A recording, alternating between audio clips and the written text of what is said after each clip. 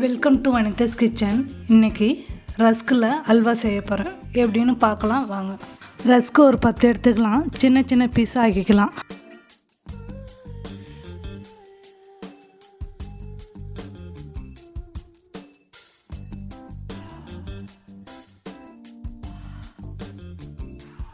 ரஸ்கை இந்த மிக்ஸி ஜாரில் போட்டு தூளாக்கிக்கலாம்.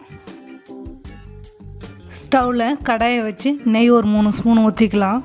இந்த பொடியாக்கிய இந்த ரஸ்க்கு பவுடரை போட்டு லைட்டாக வறுத்தரலாம்.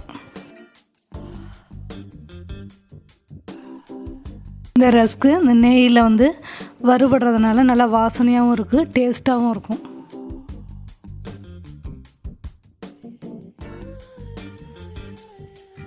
பால் 2 டம்ளர் ஊற்றிக்கலாம். அதாவது 1/4 லிட்ரு ஊற்றி நல்லா கிண்டிக்கலாம்.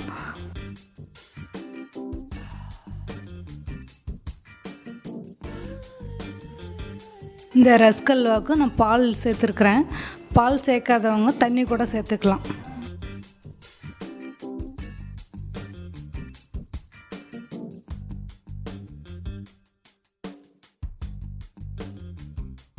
இந்த பால் நல்லா சுண்டி இந்த ரஸ்கோட நல்லா கலந்த உடனே நல்லா கொஞ்சம் கெட்டியாகும் போது சர்க்கரையை கொஞ்சம் போட்டுடலாம்.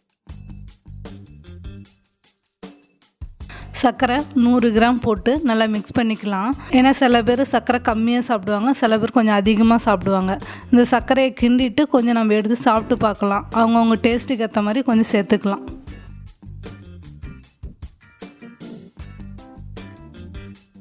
ஸ்டவ்வை மீடியம் ஃப்ளேமில் வச்சிடலாம். அப்பப்போ நல்லா கிண்டி விட்டுக்கிட்டே இருக்கலாம்.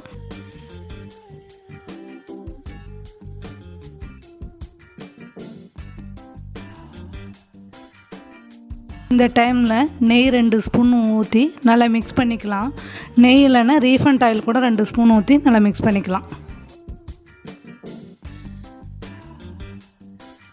இந்த ரஸ்க் அல்வாவுக்கு 5 ஸ்பூன் நெய் யூஸ் பண்ணிக்கலாம். மொத்தமே நெய் யூஸ் பண்ணாதவங்க ரீஃபண்ட் ஆயில் யூஸ் பண்ணிக்கலாம்.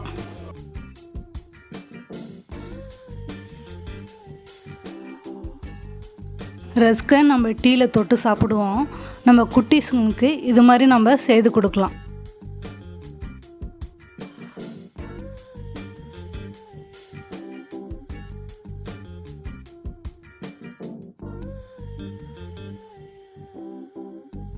இந்த கடையில் பாருங்கள், அல்வா ஒட்டாத நல்லா வந்திருக்குது. இந்த டைமில் பேரிச்சம்பழம் சின்ன சின்னதாக கட் பண்ணி நல்லா கலந்து விட்டுக்கலாம்.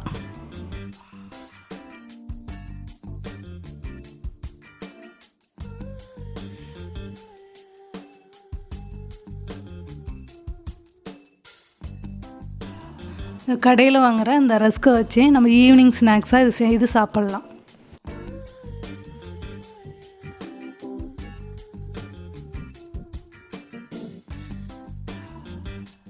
வீட்டில் திடீர்னு கெஸ்ட்டு வந்துட்டாங்கன்னா இந்த மாதிரி அல்வா செஞ்சு கொடுக்கலாம்.